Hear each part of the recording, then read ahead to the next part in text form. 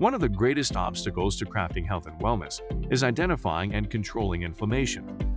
It's at the core of all complex and chronic diseases, and it's the driving mechanism that underlies the most common symptoms that people like you struggle to overcome.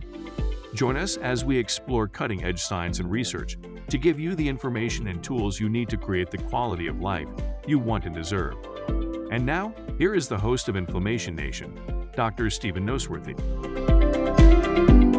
Hey everybody, and welcome back to the Inflammation Nation. We're still talking about detox and my approach to detoxification, which I call the 3D detox. And I want to jump ahead a little bit and talk about the third D, which is DEEP-Tox. I think I've already laid the foundation of how it's very important to have a systematic approach to detoxification. And while in some cases it might be appropriate for someone to just go out and buy some liver support product or milk thistle, or to have some kind of a simple detox program assigned to them by some kind of a healthcare practitioner. The vast majority of people listening to the Inflammation Nation podcast are in a metabolic state where there's just more at stake. There's more stuff going on. Their cases and their situation is more complicated, more complex. And so we really have to be intentional about how we approach clearing the body of metabolic insults like heavy metals or environmental chemicals or things like mycotoxins. And again, we can't just jump in and say, okay, we're going to do a detox and support the liver and think that we're going to be doing as good a job as possible and potentially minimizing the negative or the downside consequences of doing that. And so what is that third D? If you remember, the first D in the 3D approach is deload, or what I commonly call pre-tox. Again, those are the things that you do before you actually do the detox, which is the second D, the detoxification.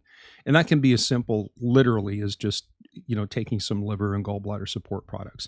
And there's any number of them out there. You can just go to the health food store and buy those things. But again, it's a very oversimplified approach, which runs the risk of not being robust or well thought out enough for someone who's part of the nation. And then the third D is in recognition that when we harbor toxins inside our body, that these toxins get stored deep in fatty type tissues. And also there is metabolic consequences, like the impact of toxins on cell health. And so the DEEP-Tox basically refers to the ultimate goal, which is not just to have a controlled and non-reactive chemical burden, but to have a physical body structure that has integrity in the sense that it's not embedded full of toxins that have caused some kind of cellular damage. And we'll talk very briefly today about how toxins do affect cell health and why this is important.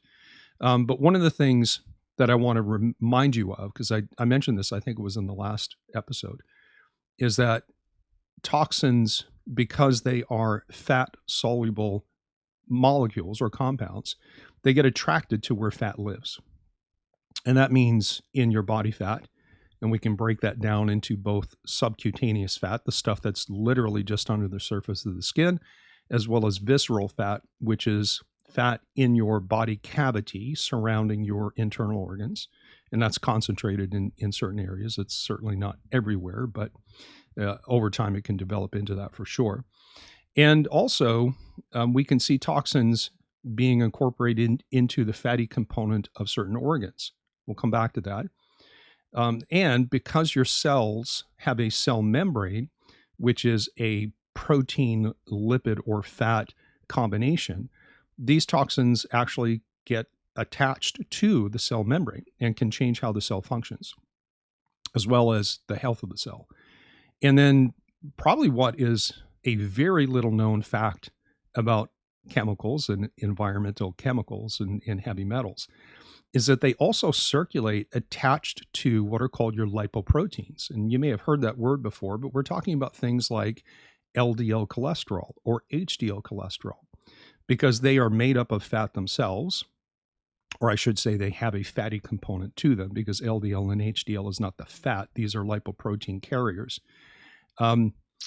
because they actually have a fatty component, you can have aspects of your total cholesterol picture circulating around your body that have chemicals attached to them. Now, we typically look at that as a protective mechanism.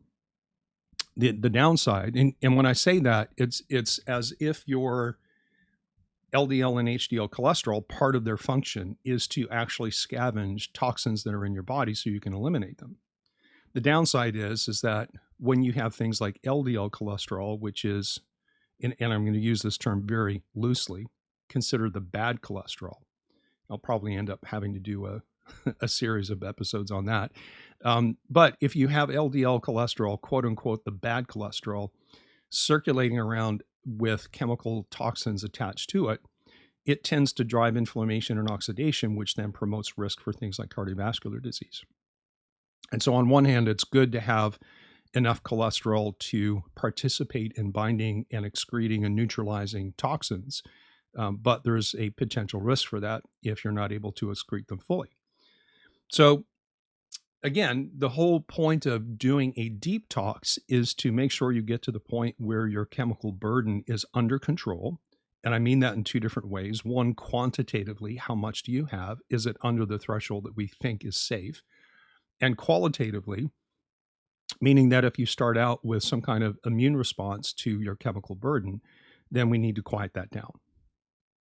And the downside of doing a detox too quickly, just to get the quantity down, when someone has a qualitative immune response to these chemicals, is that when you pull things out of deep storage in your fat or your fatty tissues and put them into circulation, you run the risk of driving systemic inflammation, which can then promote all of your core symptoms, but certainly can be triggering and perpetuating factors for things like autoimmune reactivity of any kind, no matter what tissue, whether it's your thyroid or your brain or anything else.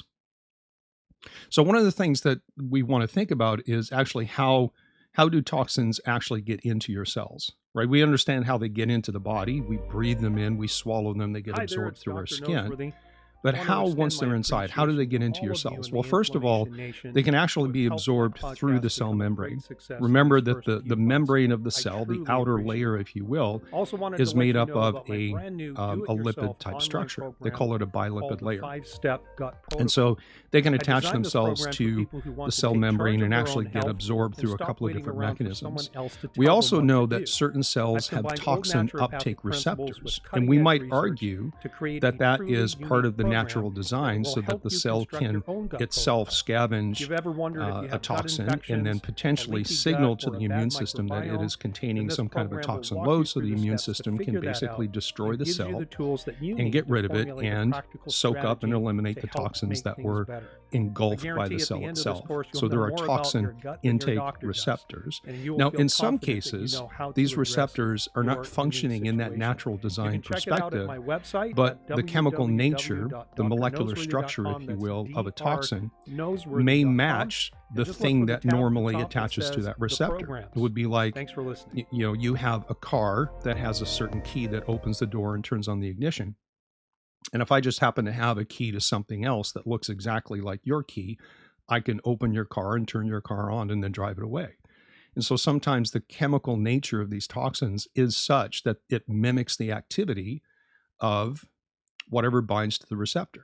And so it can get absorbed that way as well. And this is the same concept as things like endocrine disrupting chemicals or obesogens. They can bind to things like thyroid and estrogen receptors.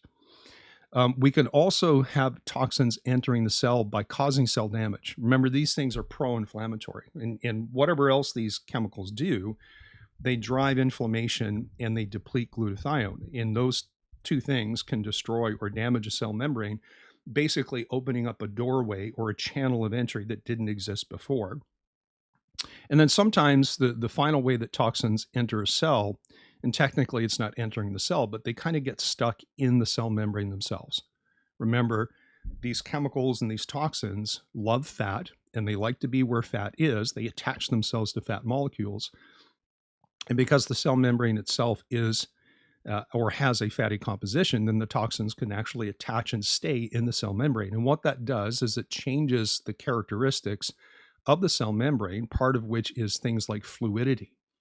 And so a toxin-laden cell membrane all of a sudden can't pass things in and out of the cell, which is part of the normal cellular function. And so the behavior and the characteristics of cell function can begin to change there as well. So we've already talked just a little bit about how some of these toxins can have impacts on cell health and cell function. I want to talk about 4 specific things, and I'm not going to go into tons of detail. And again, at some point, more detail doesn't change what you do. And so in most cases, it suffices just to talk about concepts and principles, especially in the context of a podcast like this. But again, there are 4 main areas where toxins impact cell health. Number 1 is the overproduction of something called nitric oxide. And I'll just give you all 4, and then we'll come back and just say something briefly about each one. The second one is the production of reactive oxygen species, or what we call oxidative stress. Another one is mitochondrial dysfunction, which has implications for cellular energy and also potential damage to DNA. Let's talk about nitric oxide first.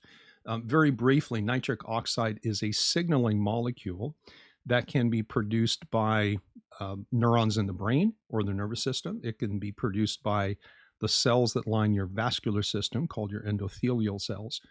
And it can also be produced by certain cells of the immune system. And what ends up happening in most cases when we have these chemicals is that we get overproduction of nitric oxide from your immune system. And that's of particular importance because under normal circumstances, your immune system uses nitric oxide as a defense strategy to kill things. And just imagine, if you will, and I use this analogy or this mental picture in seminars when I teach doctors about this. If you've ever seen like an old-time war movie, you've probably seen a scene where a soldier climbs up onto an enemy tank, lifts up the hatch, throws in a grenade, jumps down and runs away, and then the tank explodes from the inside out. That's basically what nitric oxide is when it's produced by the immune system. The immune system, the cells will actually poke holes into some kind of a foreign invader, inject things like nitric oxide. It can use other things like hydrogen peroxide as well, creating what's called a respiratory burst. And the large amount of nitric oxide injected suddenly to the interior of an organism will kill it. And there's different mechanisms that are irrelevant at this point. But the point is that when we have these chemical toxins or these toxins impacting cells, we get this respiratory burst, this massive increase of nitric oxide production, which can cause damage, if not death, to the cell. We also talked about one of the other impacts is reactive oxygen species and oxidative stress. And one of the reasons why that happens is because these chemical toxins tend to deplete the production of glutathione. We've talked about glutathione levels going down, and one of the consequences of that is an increase in the production of free radicals. And those free radicals then can dysregulate the cell's metabolic functions and then start causing damage to the tissues, which means now we'll jump to number 4, which is the potential to damage the DNA. And so when you have these chemicals causing increased inflammation and oxidative stress, changing how the cell functions, if you alter the DNA, then if that cell survives and then replicates, then you get a new cell that has damaged DNA. And along with that comes changes in its functionality as well as its potential lifespan. And then finally, and this was the third one on the list, and this was mitochondrial dysfunction. And this is potentially also a consequence just of the inflammatory cascade, but certain chemicals have other, let's call it chemical properties, that have the ability to alter how your energy production systems work. And what ends up happening is if a cell can't control inflammation, if a cell can't control oxidative stress, and if a cell can't produce energy, that environment actually is a biological signal to the cell for what we call death pathways to be initiated. Kind of like, think of it like a self-destruct. Again, using movies as an analogy, maybe it's a James Bond movie. Some kind of a bomb or something has a self-destruct mechanism on it. And cells are exactly the same way. And this is part of the intelligent design of the human body, as well as animals, is that if a cell senses a chemical environment that suggests disease or some kind of defect and severe dysfunction, it will hit the self-destruct button so that it encourages the immune system to get rid of it. And so we actually end up with, again, cell destruction and cell death. And I also, I said a minute ago, and I've said this in other episodes, that these toxins tend to accumulate in fatty tissue and organs that contain a fatty component. And of course, we think immediately about body fat.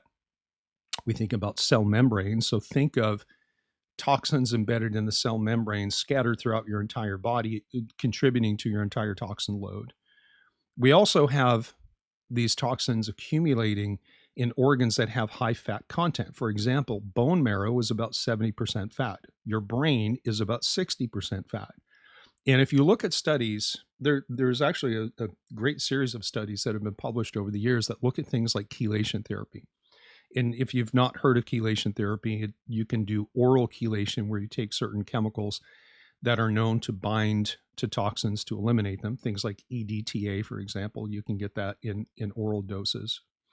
But also intravenous chelation, which is probably the most common one or the most well-known.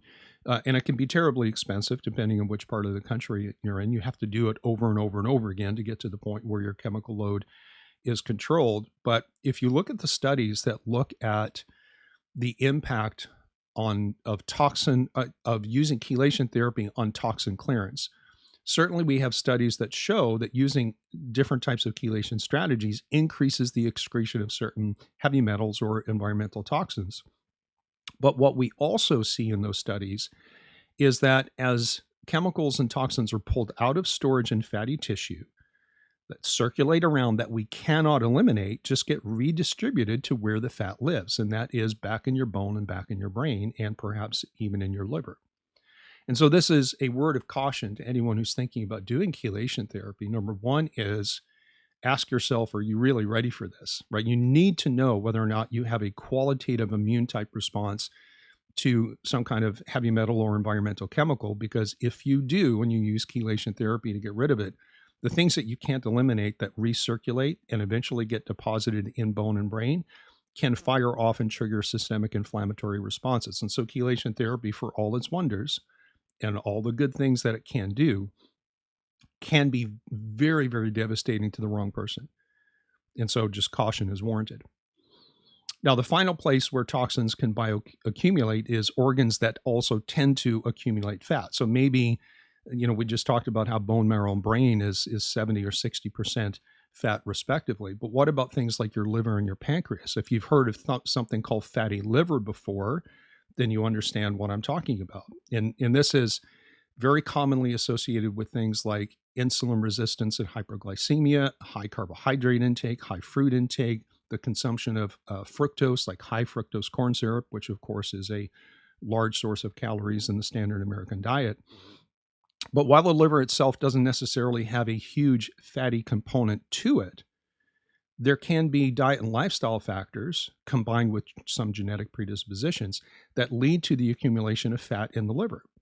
And so, yes, the liver can accumulate toxins, but really, in essence, only to the extent that you have some kind of fatty deposition. And these are things that we can figure out using lab testing or diagnostic imaging, for example. But just like you have fatty liver, you can also have fatty pancreas. And this is not something that's really ever talked about in the clinical setting, but it's certainly published in the medical literature. So let me just go through that one more time.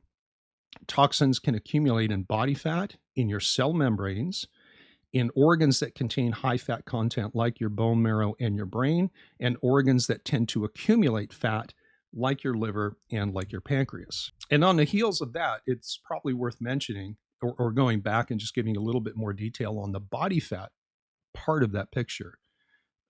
Because I said earlier, we have body fat, we break that down into two different components. So that's subcutaneous fat and then visceral fat. Most of the visceral fat is surrounding your gut and your liver, and you're likely to have high visceral fat. Let me just give you some metrics that you can assess yourself with. But we can look at things like waist measurement for the average man, average woman. Obviously, if you're very petite or if you're very large bone structure, really tall, These numbers might be a little bit off. So this is for the average population that is not on either end of those extremes. But you are likely to have high visceral fat, which is the unhealthy type of fat, if your waist measurement, if you're a woman, if your waist measures more than 35 inches, or if you're a man, your waist measures more than 40 inches. And these metrics can also be part of, using to determine if you have things like metabolic syndrome. But nevertheless, in general, for the average person, if you're a woman and your waist is more than 35 inches, chances are you have not just subcutaneous fat under your skin, but you have a high visceral fat load. And if you're a man, you probably have a high visceral fat load if your waist measures more than 40 inches. Now, why is this important? Well, on one hand, fat cells sequester toxins to prevent them from interacting with and damaging more cells while they circulate through your body. But on the other hand, the more fat you carry, the more toxins you can store. And these toxins can constantly leach out of your fat cells, which accelerates during things like chelation therapy or detox, or even during fat loss. And you may have experienced this yourself. I'm not going to say it's a very common thing, but it's common enough that clinically we think about this in certain cases, is that sometimes people will go through rapid fat loss, which they typically accomplish by severely restricting their calories, et cetera, et cetera. And sometimes they feel great for maybe a few days, maybe a week, and then all of a sudden they hit a wall. And sometimes they can feel worse and they gain back the weight that they had just lost.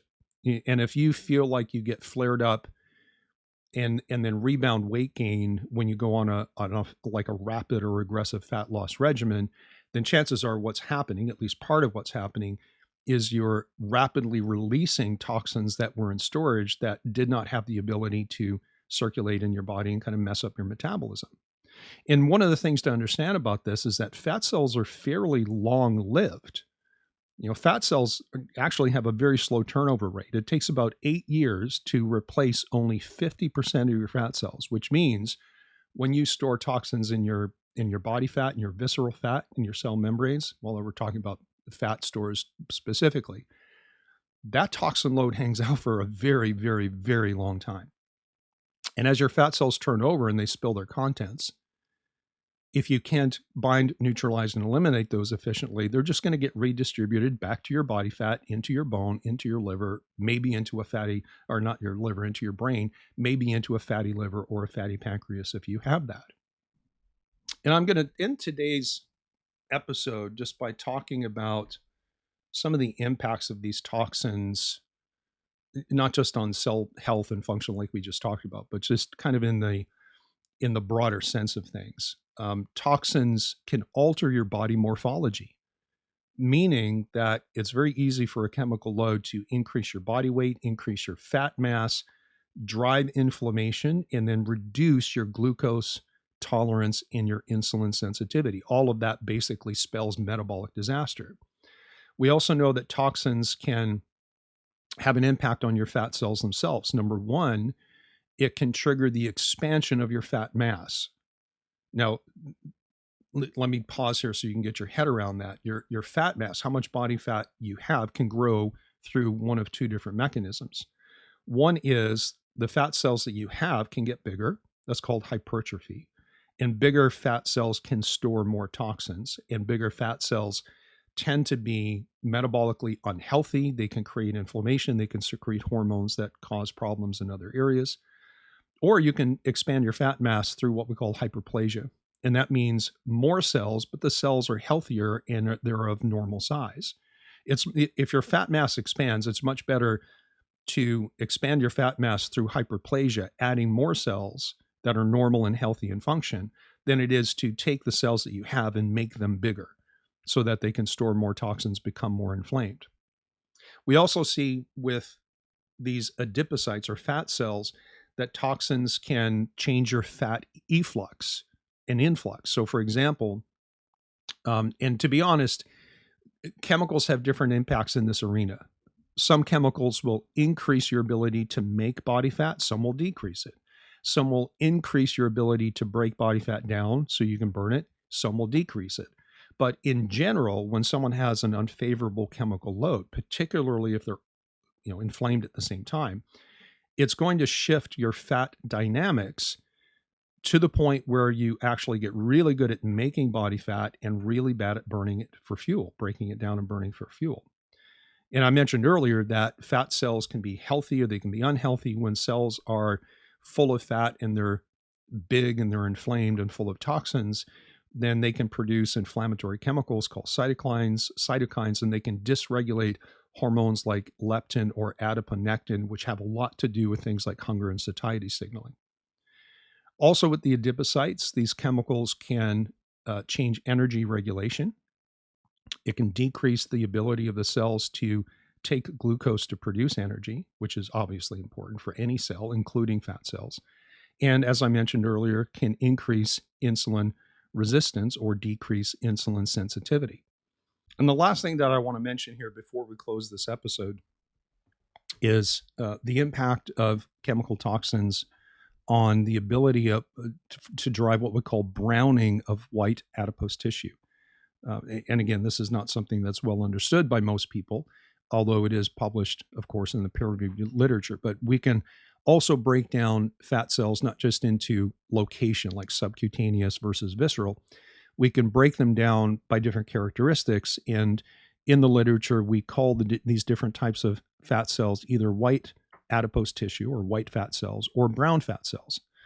And what chemicals do is they reduce the browning of white adipose tissue, literally changing the color, but the color is not the important part. It's the functional change. So here's the difference and the distinction and why this is important. If we're talking about white fat cells, these cells are white in color when you look at them under a microscope because they have very little mitochondria. These represent the main storage depot for fat and toxins. They have a lower metabolic state, and because they have very little mitochondria, they're non-thermogenic, and they can easily get inflamed and become metabolically active. That's the kind of fat we don't want. What we don't want is white adipose tissue in your visceral space. We don't want a lot of these potentially unhealthy white fat cells surrounding all your internal organs. What we want is brown fat cells, which basically is the opposite of the white stuff. Brown fat cells have more mitochondria, they store less fat and fewer toxins. They have a higher metabolic state and they produce heat, which is advantageous to us. And they're healthier, but problem is we lose these as we age. And if you look at the literature, people who have a higher proportion of brown adipose tissue in their entire fat mass tend to be less obese and they tend to be more metabolically healthy. And here's the cool thing, is that you can actually cause a browning of fat cells, of white fat cells, through different processes, different supplements. We'll talk very briefly. Well, actually, let me save that for the next episode because that's an interesting topic we can dive into a little bit. But what we want is to go through this process of browning our white fat cells. And again, the advantage is we convert potentially harmful fat cells that are pro-inflammatory and can store a lot of toxins into a much more healthier phenotypic expression of fat cells that store less toxins, are less inflamed, and have less potential to cause issues and to cause problems for us. And again, we have some degree of control over that. And I'm going to save the discussion about some of the details and strategies that you can use, but I'll tell you one key thing, and this is something that nobody really wants to hear, is that the most powerful driver of fat browning, converting unhealthy white fat cells into healthier brown cells, or sometimes they call them beige cells, the most powerful strategy is exercise, right? Nobody wants that. Everyone wants to take a pill, take a drug. Nobody wants to say, okay, I'm going to start going to the gym 4, 5, 6 days a week, and I'm really going to invest myself in this. But we'll talk more about strategies of converting white adipose tissue into brown or beige adipose tissue in the next episode. Now, what did we talk about today? What I tried to do is just give you a general overview and some details about the third stage of the 3D detox approach. And it's important because if you're part of the Inflammation Nation, chances are just simply doing a detox the way most people think about it and prescribe it is probably not the way to go. You need to be more intentional, more strategic, and more thoughtful. And the third stage, DEEP-Tox, is about reaching into those deep storage depots in your fat cells predominantly, or organs that store fat, to draw out the stored toxins and then to repair some of the damage that's been done to the cell through the nature of the chemicals themselves or through some of the chemical consequences, things like inflammation, oxidative stress. So that's a quick flyby of the DEEP-Tox phase of the 3D detox. Now, this is a reminder that I did, if you listened to the last episode, I did put a couple of the handouts that I use in the 3D detox course that you can find on my website. And if you go to the homepage, you can scroll all the way down to the very bottom of the first page on the website, and that's www.drnoseworthy.com. That's drnoseworthy.com. And you can just put your email address in there, and you can download some of the handouts that we talked about in the last episode. Alternatively, if you look in the description of the podcast here, especially if you're looking at it on my website, there should be a link directly to a page where you can put in your email address and let me know where I can send those to you. And I hope you take advantage of those things. All right, guys, thanks for listening. We'll talk to you next time on the Inflammation Nation. Thank you so much for listening to the Inflammation Nation. If you found this episode valuable, please rate, review, and subscribe to our podcast. Be the first to know when a new episode drops so that you can stay on top of your game. It also helps others like you find the answers they need. And why not head over to my main website, drnoseworthy.com, that's drnoseworthy.com, to explore my personalized functional medicine coaching programs, submit a question to the podcast, maybe take a quiz, or even reach out to me using the contact form that you can find there. We'll see you next time.